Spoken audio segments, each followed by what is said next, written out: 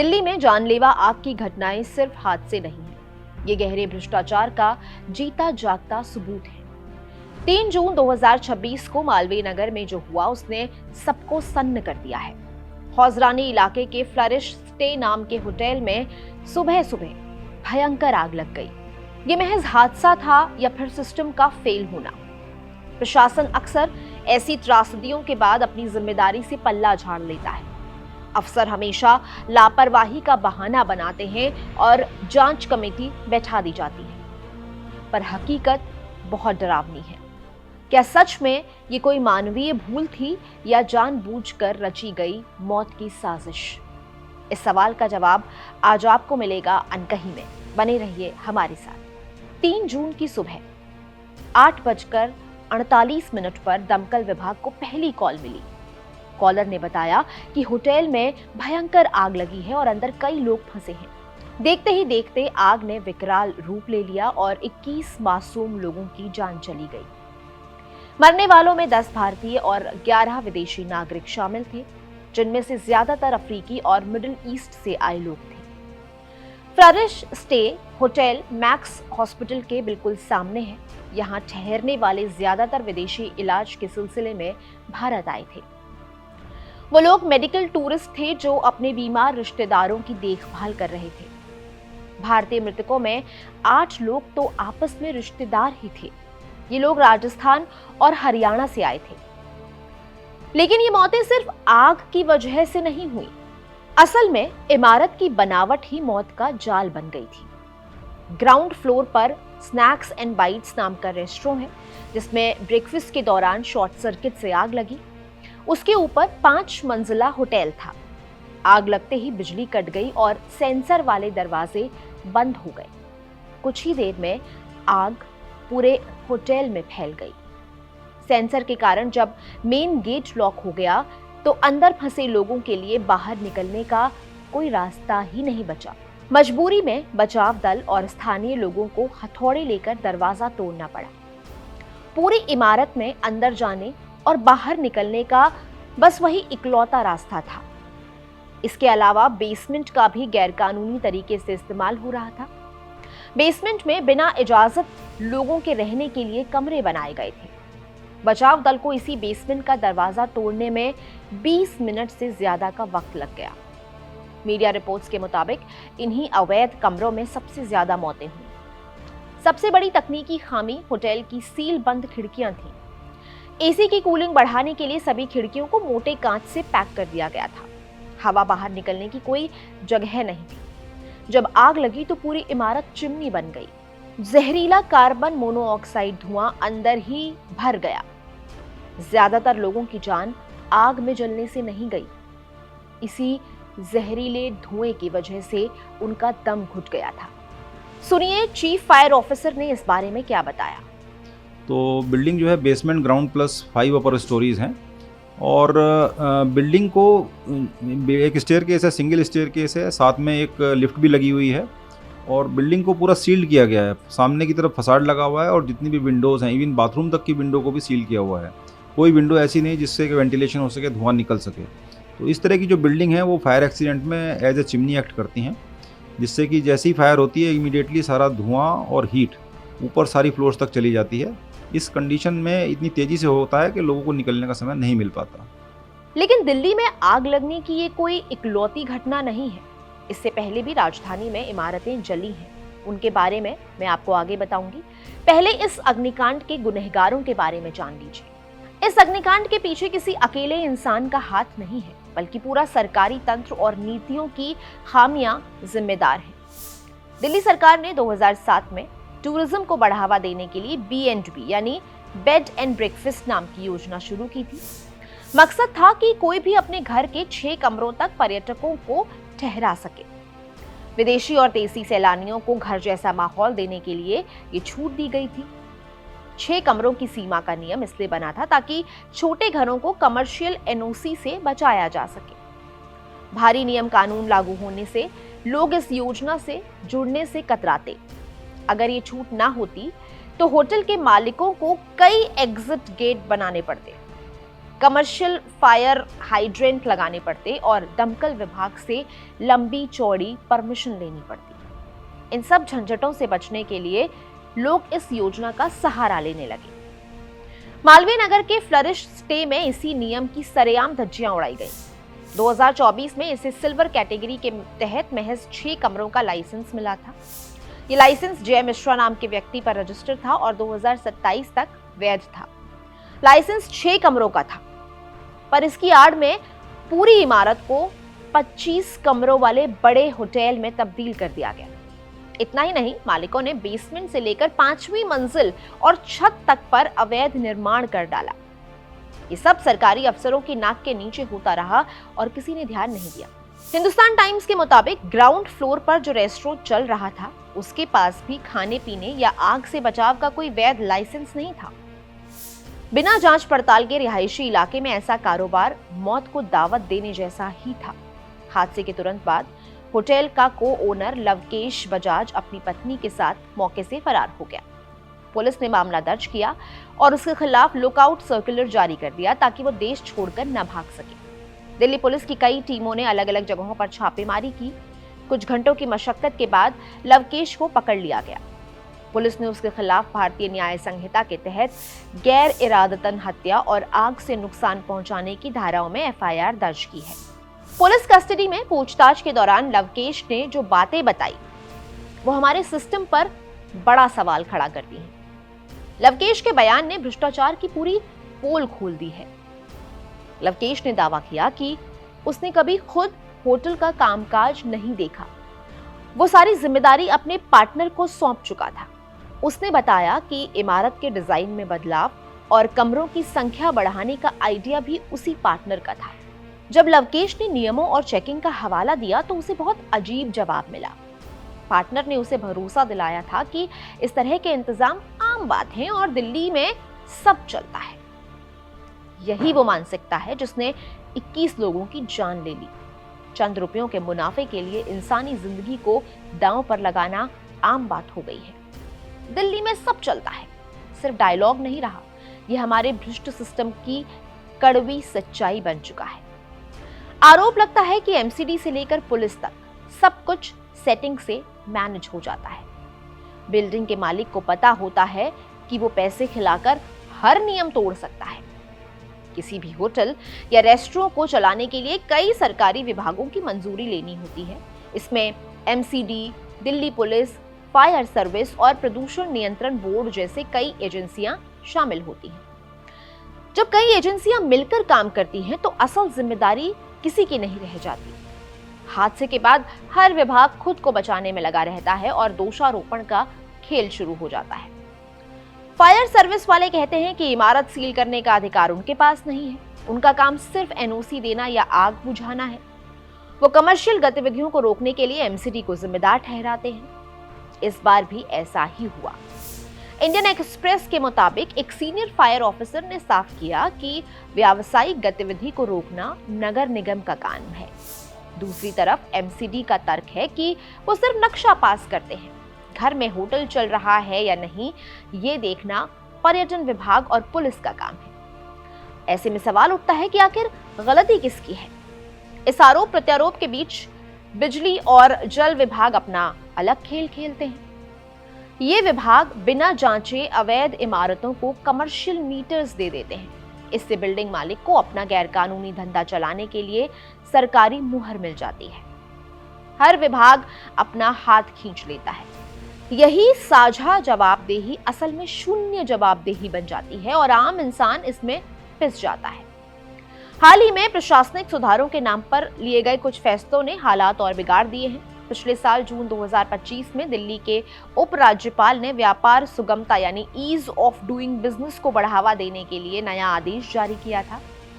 लाल फीताशाही को कम करने के नाम पर यह कदम उठाया गया था। इसके तहत दिल्ली पुलिस से रेस्टोरेंट और होटल को लाइसेंस देने का अधिकार छीन लिया गया।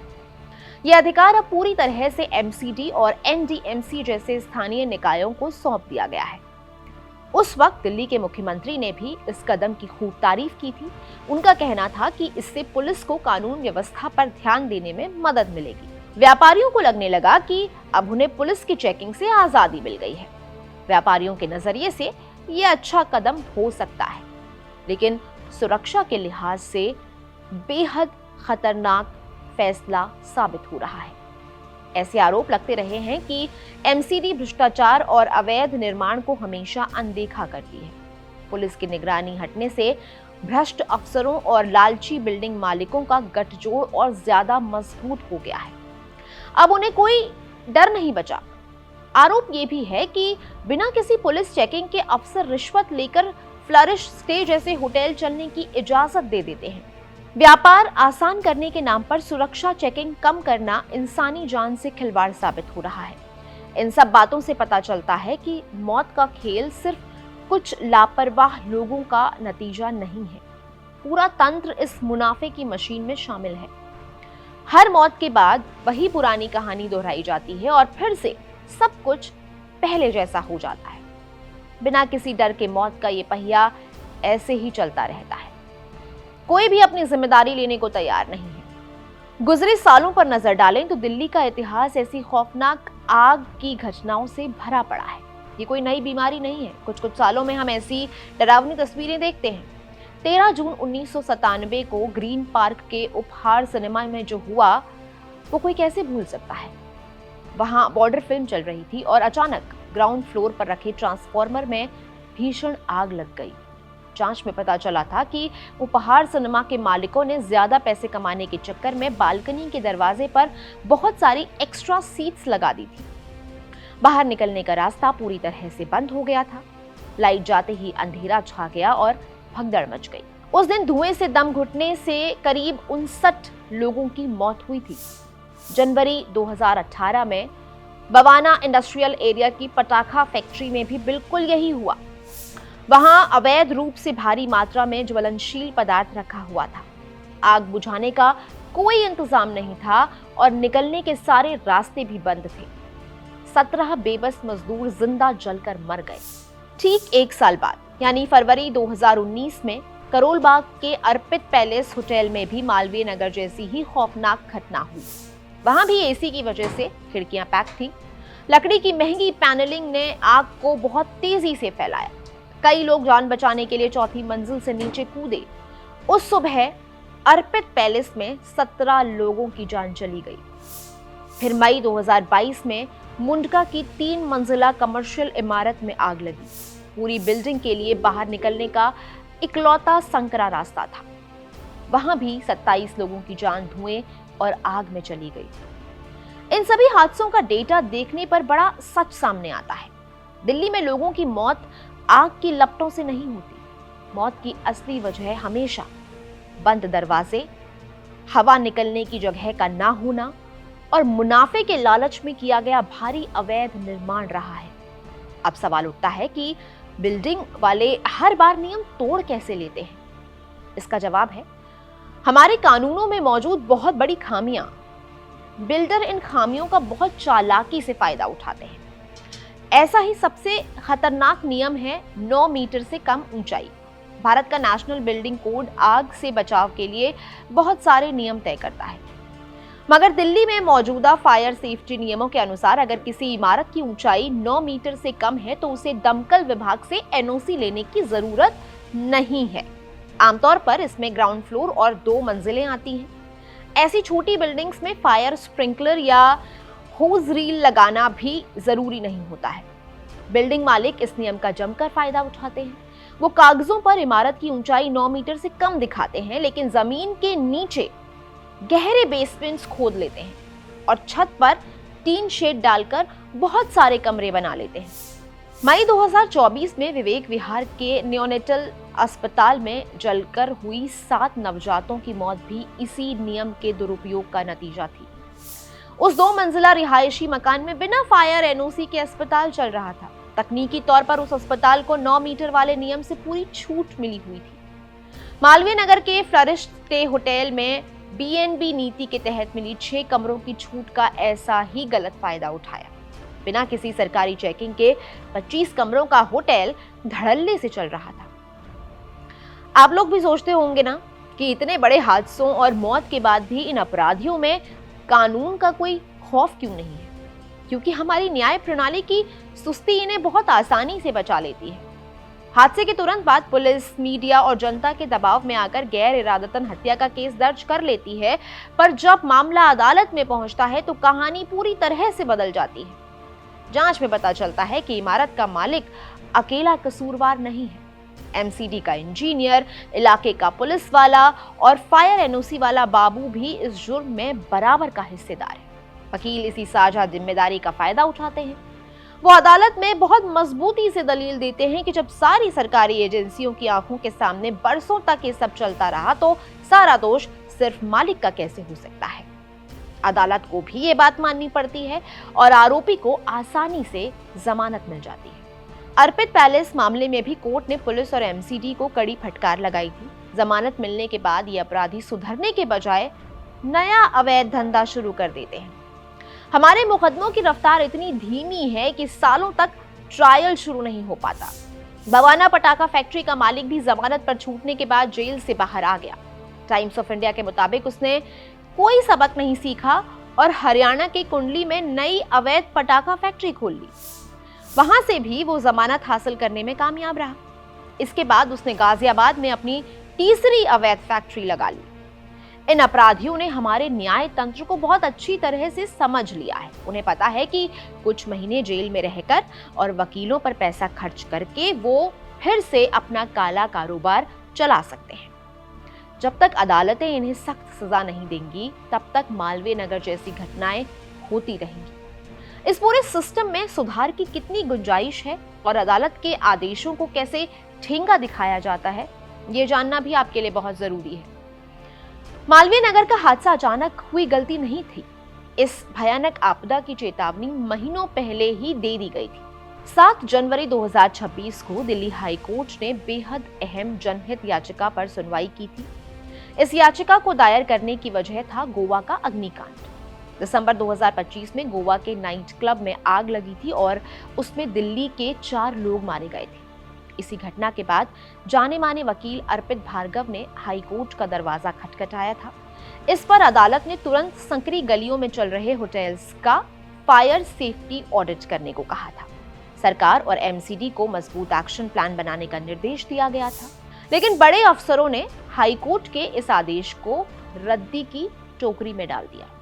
प्रशासन ने कोई कदम नहीं उठाया। फाइलें बस यहां से वहां घूमती रहीं और जमीन पर कुछ नहीं हुआ।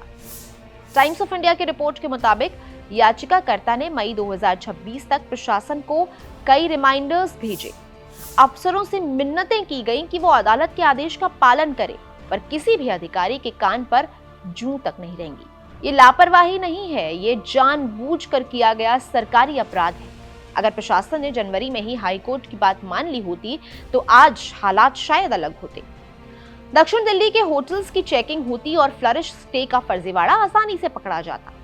समय रहते उस मौत के कुएं को हमेशा के लिए सील कर दिया जा सकता था। 21 बेगुनाहों की जान आराम से बचाई जा सकती थी, लेकिन सिस्टम की नींद तब टूटती है जब लाशें बिछ जाती हैं और प्रधानमंत्री कार्यालय से मुआवजे का ऐलान होता है। आज हालात यह है कि कोई भी घर में होटल खोलकर बैठ जाता है और प्रशासन को उसकी भनक तक नहीं लग पाती। इस मौत के चक्रव्यूह को हर हाल में तोड़ना होगा, वरना ऐसी त्रासदियां हमारी नियति बन जाएंगी। इस खतरे से बचने के लिए हमें कुछ कड़े कदम उठाने होंगे। सबसे पहले 9 मीटर से कम ऊंचाई वाले नियम को तुरंत बदलना होगा। कमर्शियल इस्तेमाल वाली किसी भी बिल्डिंग को इस छूट से बाहर करना होगा, चाहे वहां कितने भी कमरों का काम हो। दमकल विभाग का फायर ऑडिट अनिवार्य होना ही चाहिए। दूसरा बड़ा कदम central urban fire safety authority का गठन होना चाहिए। जवाबदेही तय करने के लिए अलग अलग विभागों का खेल खत्म करना होगा। अभी हादसे के बाद सभी विभाग अपनी जिम्मेदारी दूसरे पर डाल देते हैं। नई अथॉरिटी बनने से ये सब बंद हो जाएगा। किसी भी अवैध कमर्शियल गतिविधि के मामले में एमसीडी इंजीनियर और लोकल थानेदार पर आपराधिक केस चलना चाहिए। उन्हें इस तरह के हादसों में सह आरोपी बनाया जाना चाहिए। तीसरा अहम काम, कमर्शियल इमारतों में शीशे की पूरी तरह पैक खिड़कियों पर सख्त बैन लगाना होगा। चिमनी इफेक्ट को रोकने के लिए हवा का क्रॉस वेंटिलेशन बेहद जरूरी है। हर बिल्डिंग में कम से कम 2 इमरजेंसी एग्जिट्स होनी ही चाहिए जो अलग अलग दिशाओं में खुलते हों। इसके बिना कोई भी इमारत पास नहीं होनी चाहिए। चौथा और सबसे जरूरी कदम, स्पेशल फास्ट ट्रैक अदालतों का निर्माण। आग से जुड़ी घटनाओं के केस सालों साल लटकते रहते हैं। पीड़ित परिवारों को न्याय के लिए दर दर की ठोकरें खानी पड़ती हैं। सालों तक चलने वाले मुकदमों में गवाह टूट जाते हैं और सबूत मिटा दिए जाते हैं। पीड़ित परिवार अपनी पूरी जिंदगी कोर्ट कचहरी के चक्कर काटने में गुजार देते हैं। स्पेशल कोर्ट बनने से पीड़ित परिवारों को न्याय मिलने की उम्मीद जागेगी। बेल के नियम इतने सख्त होने चाहिए कि आरोपी बाहर आकर दोबारा वैसा धंधा ना कर सके। आखिर में बस इतना ही कहूंगी कि जब तक लालची बिल्डर्स और भ्रष्ट अफसरों के इस खतरनाक गठजोड़ को नहीं तोड़ा जाएगा, तब तक हालात नहीं बदलेंगे। इंसानी जान की कीमत पर व्यापार को बढ़ावा देना आत्मघाती नीति है। अगर अब भी सिस्टम नहीं जागा तो निर्दोष लोग ऐसे ही बंद कमरों के धुएं में अपनी जान गंवाते रहेंगे। अगली बार जब आप किसी शानदार दिखने वाले होटल में रुकें तो उसके इमरजेंसी गेट जरूर चेक कर लीजिएगा। हो सकता है कि वो दरवाजा आपकी जान बचाने का अकेला रास्ता हो। ये सिस्टम आपको नहीं बचाएगा, आपको अपनी सुरक्षा खुद करनी होगी। आज के अनकही में इतना ही। दीजिए इजाजत। नमस्कार।